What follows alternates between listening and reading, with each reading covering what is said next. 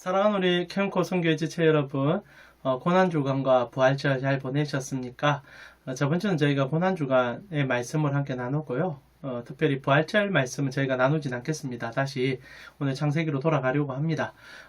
그러나 혹시나 부활절에 대해서 또 궁금하신 것들, 생각하시는 것들이 있다면 저희 가온교회 홈페이지 들어오셔서 저번 주일 이제 설교를 한번 들어보시면 또 부활을 우리가 삶으로 어떻게 살아가야 될지에 대한 관점을 제가 설교를 한번 했었습니다. 한번 들어보셔도 괜찮지 않을까 싶습니다. 오늘은 창세기 25장, 우리 저번에 앞절에 아브라함의 마지막 인생 좀 살펴보았고요. 오늘부터 이제 이삭의 얘기를 한 몇 번 걸쳐서 좀 살펴보고 싶습니다. 그래서 창세기 25장 21절에서 34절 말씀까지 함께 살펴보고요. 이삭 자체에 대해 좀 포커스를 맞추고 말씀 속으로 좀 들어갔으면 좋겠습니다. 먼저 창세기 25장 후반절 한번 읽어보셨으면 좋겠습니다. 다 읽어보셨습니까? 이삭의 얘기는 성경이 그렇게 깊이 다뤄주지 않고요. 많은 신학자들도 이삭 얘기는 중요도를 떨어뜨려서 그냥 지나가는 인물처럼 다뤄줍니다.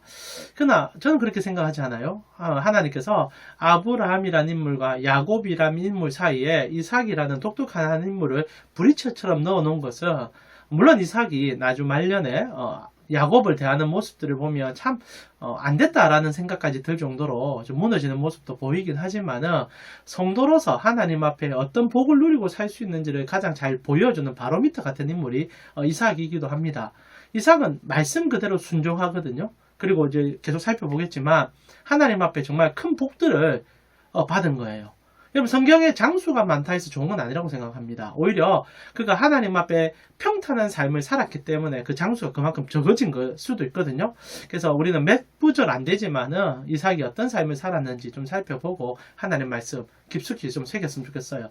오늘 이삭에 대해서 처음으로 우리에게 던지는 말은 이삭이 기도해서 그의 자녀를 생산하게 된다는 얘기로 시작되게 되죠. 25장 21절에 보니까 이삭이 그의 아내가 임신하지 못하므로 그를 위하여 여호와께 간구하매 여호와께서 그의 간구를 들으셨으므로 그의 아내 리브가가 임신하였더라. 실제로 이삭은 기도하면 하나님 거의 다 들어주세요. 그리고 그가 고난 속에서 하나님을 붙잡으면 하나님께서 정말 기도의 응답들을 금방금방 주시는 인물처럼 묘사가 됩니다. 근데 기도의 응답이 금방 온다는 것은 다른 관점이고, 실제로 제가 오늘 여러분과 나누고 싶은 첫 번째 관점은 왜 기도해야 하나님은 응답해 주시는가 라는 질문입니다. 첫 시작부터 이삭이 기도함으로 그의 자녀를 얻었다라는 거죠. 리브가가 임신을 못하고 있었다고 얘기합니다. 기간이 늘어진 거죠. 그러자 이제 이삭이 하나님 앞에 간절히 기도한 것 같아요. 그러자 하나님께서 그 기도를 들으시고 자녀를 주셨다라는 얘기를 해준다는 거죠. 자, 첫 번째 질문은 이겁니다. 꼭 기도해야만 하나님의 응답이 임하는가? 여러분, 상식적으로 아브라함이 갈대아 우르를 나와서 가나안 땅에 정착할 때 약속이 너의 후손을 통하여 별과 같이 그리고 온 세상에 퍼져서 너희가 민족되는 역사들이 이루어지겠다는 약속을 듣고 나왔습니다. 근데 그 아브라함도 하나님께서 자녀를 안 주셨어요. 그러다 25년 만에 100세가 되었을 때 이삭을 주셨지 않습니까? 그것도 좀 이해가 되지 않는데, 오늘 이삭으로 넘어오면 또 안 주고 계신 거죠. 근데 이제 조금 달라진 것은 이삭이 기도하니까 하나님께서 떡하니 자녀를 허락해 줬다는 겁니다. 그러면 하나님은 기도하지 않는 사람에게는 그 응답을 보여주지 않을까요? 나아가 하나님은 기도하지 않으면 당신이 하실 일을 하지 못하는 걸까요? 이게 이제 첫 번째 질문으로 여러분과 제가 나누고 싶은 겁니다. 그리고 두 번째 질문까지 오늘 좀 나누고 싶은데, 그렇다면 성도에게 기도란 어떤 가치인지, 그리고 무엇을 위해 기도하는 것이 옳은 건지를 살펴보고 싶죠. 이삭이 기도함으로 리브가를 통하여 자녀를 얻었단 말입니다. 자, 사랑하는 우리 캠코 선교 지체 여러분, 기도해야만 하나님이 그의 선물을 주시는 걸까요? 그리고 기도하지 않는다면 하나님은 일을 하지 못하시는 걸까요? 아니죠. 성경은 하나님께서 전능하시고 전지하시며 우리 없이도 일할 수 있다고 얘기합니다. 처음부터 하나님 우리를 만드신 분이세요. 그리고 그의 말씀으로 모든 것을 이루시는 분이십니다. 그런 분이 우리가 없다고 일을 할 수 없다고요? 그건 어불성설이죠. 그러나 성경을 가만히 보면 하나님께서 우리가 없으면 일을 못한다는 식으로 계속 얘기하실 때가 있다는 거죠. 이게 우리의 넌센스입니다. 그래서 혹자들은 착각을 하는 경우가 있어요. 하나님은 나를 부르셨기 때문에 나 없으면 하나님 일 제대로 못할 거야. 그래서 배짱 부르는 분들도 있더라고요. 하나님 아까우면 나에게 좀 잘해보라고. 하나님 나 없으면 하나님 일 못하잖아고. 이렇게 얘기하는 정말 어리석은 성도들이 있어요. 여러분 그거는 교만할 뿐 아니라 하나님 앞에서 나쁜 행동을 하는 겁니다. 실제로 하나님께서는 우리 없어도 일하시는 분이세요. 한 번은 유대인들이 마치 유대인들은 교만하잖아요. 이런 말을 해서 제가 민족 차별이 아니라 유대인들은 하나님의 선민사상으로 인하여 자기들이 이 세상에서 가장 존귀한 자라는 착각에 빠져 있습니다. 그 이제 선민사상의 우월을 끝을 보여줄 때 예수님께서 너무 답답하셔서 이런 얘기 하셨잖아요. 마태복음 3장 9절에 속으로 아브라함이 우리 조상이라고 생각하지 말라. 내가 너희에게 이르노니 하나님이 능히 이 돌들로도 아브라함의 자손이 되게 할 수 있다. 돌로 비유해 주는 거죠. 그런 얘기하는 그 자체가 얼마나 교만한 얘기고 어리석은 얘기인지 너희는 돌보다 못해 라는 이 얘기를 통하여 그런 어리석은 얘기들을 하지 말라고 얘기합니다. 우리도 그런 얘기 해서는 안 되죠. 우리 기도 없다고 하나님 일하지 못하실 분이 아니라는 겁니다. 근데 왜 하필은 하나님 우리 기도를 들었어서 일하신다는 거죠. 실제로 성경은 계속 우리의 기도를 요구하고 있습니다. 여러분 빌립보서 2장 13절에 너희 안에서 행하시는 이는 하나님이시니 자신의 기쁘신 뜻을 위하여 너희에게 소원을 두고 행하게 하신다. 소원을 두고 너희에게 행하게 하시는 하나님이다. 그래서 그의 성도들의 기도와 그의 행함을 통하여 하나님 나라를 확장시키고 있다. 그래서 성경은 늘 그렇게 일을 하시는 하나님으로 비춰주고 있지 않습니까? 극단적으로 에스겔서를 보면 하나님께서 우리 성도의 기도가 없으면 일을 안 하겠다는 식까지 얘기를 하신 부분이 있어요. 자, 2장 에스겔 36장에 보면은 이제 이스라엘 백성들이 망했지 않습니까? 근데 하나님께서 회복을 주고 싶어 하세요. 하나님 언제나 주고 싶어 하는데 너희 기도 안 하면 안 줄 거야 라는 얘기가 나옵니다. 자세히 한번 봅시다. 35장 35절부터 보니까 사람이 이르기를 이 땅이 황폐하더니 이제는 에덴 동산같이 되었고 황량하고 적막하고 무너진 성읍들에 성벽과 주민이 있다 하리라. 이 무슨 말이냐면 이제 망한 이스라엘이 에덴같이 회복되어지고 가장 좋은 곳이 될 거야 라는 얘기를 너희가 어느 날 듣게 될 거야 라는 예언적 얘기가 시작됩니다. 그리고 36절에 너희 사방에 남은 이방 사람들이 나 여호와가 무너진 곳을 건축하며 황폐한 자리에 심은 줄을 알리라. 나 여호와가 말했으니 이룬다. 내가 너희 살려줄게. 너희를 다시 한번 회복시켜줄게. 그런데 중요한 게 37절 말씀이거든요. 한번 귀로 한번 들어보세요. 주 여호와께서 이같이 말씀하셨느니라. 그래도 이스라엘 족속이 이같이 자기들에게 이루어주기를 내게 구하여야 할지라. 내가 그들의 수요를 양떼같이 많아지게 할 것이다. 구하지 않으면 안 준다 이 얘기입니다.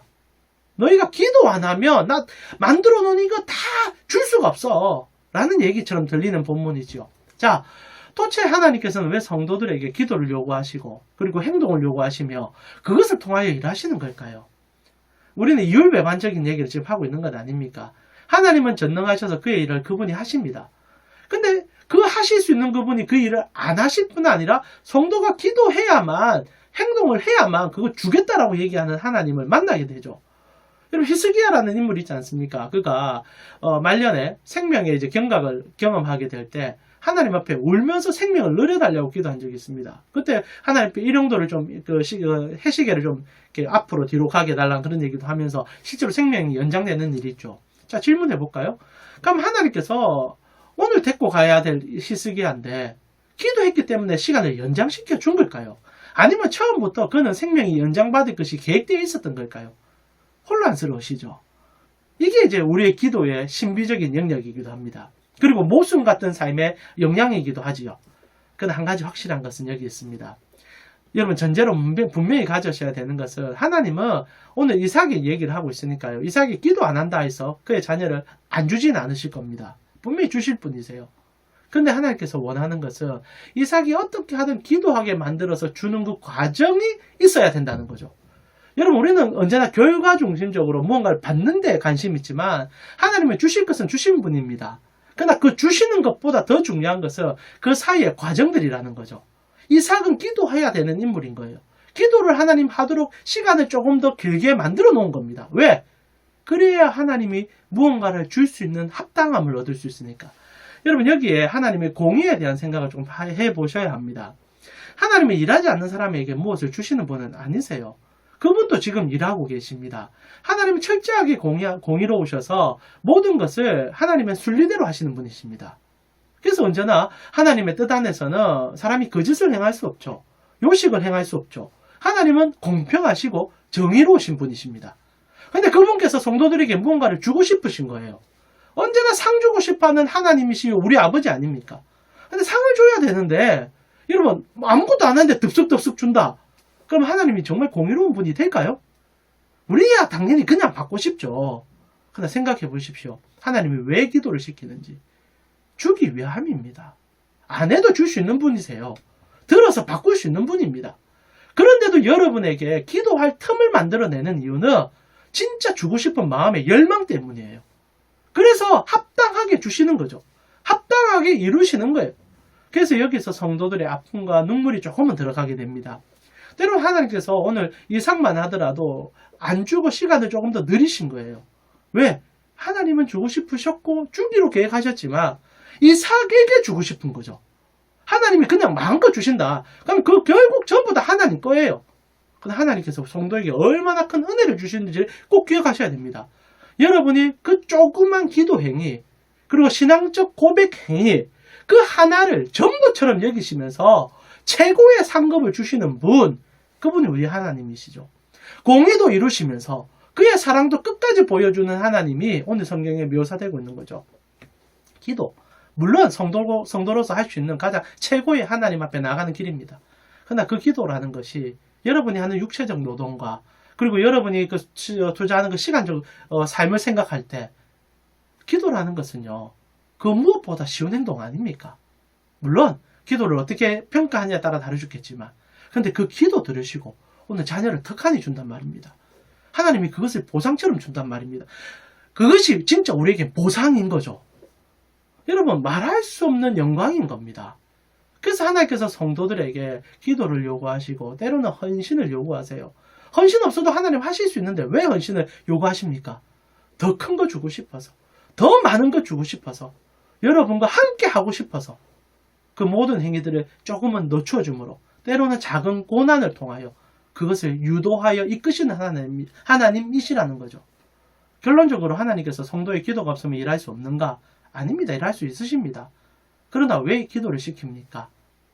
여러분 너무 사랑해서 너무너무 주고 싶어서 부어주고 싶은데 그 하나님께서 공짜로 주면 그것이 얼마나 가치 없는 것이 되는 것을 하나님은 너무나 잘 아시기 때문에 성도로 기도하게 하시고 성도로 헌신하게 하시는 거예요.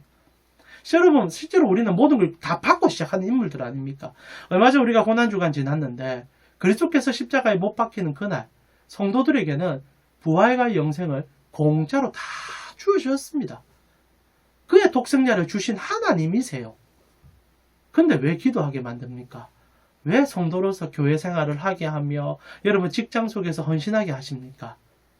너무 주고 싶으니까, 더 주고 싶으니까 아버지 마음이라는 거지요. 공의로운 하나님께서 여러분의 부르심은 은혜 밖에 없다는 사실을 꼭 기억하셨으면 좋겠어요. 결국 이삭이 기도하여서 하나님 앞에 얻게 됩니다. 그리고 또 기도하여서 하나님 앞에 얻게 되고요. 나중에 하나님의 그 작은 명령 하나 지켰다가 나중에 우리가 아마 다음 주나 다다음 주 보게 될 것 같은데 그 이제 팔레스타인 지역에서 거부 진짜 100배를 받아서 거부가 되는데 그 큰 게 아니었어요. 하나님이 약속의 땅에 조금만 머물러 있어 봐 했는데 자기 아버지는 못 지키고 도망가 버렸거든요. 아브라함은. 근데 이삭은 그 말씀 듣고요. 불안한데도 그 딱 경계선에서 기다려봐요. 하나님이요. 100배를 부어주는 역사가 성경에 기록이 되어 있습니다. 하나님은 언제나 주고 싶어 하세요. 그러면서 여러분들에게 기도를 원하고 계십니다. 여러분 무슨 얘기입니까? 관계죠, 관계. 나와 더 따뜻한 관계.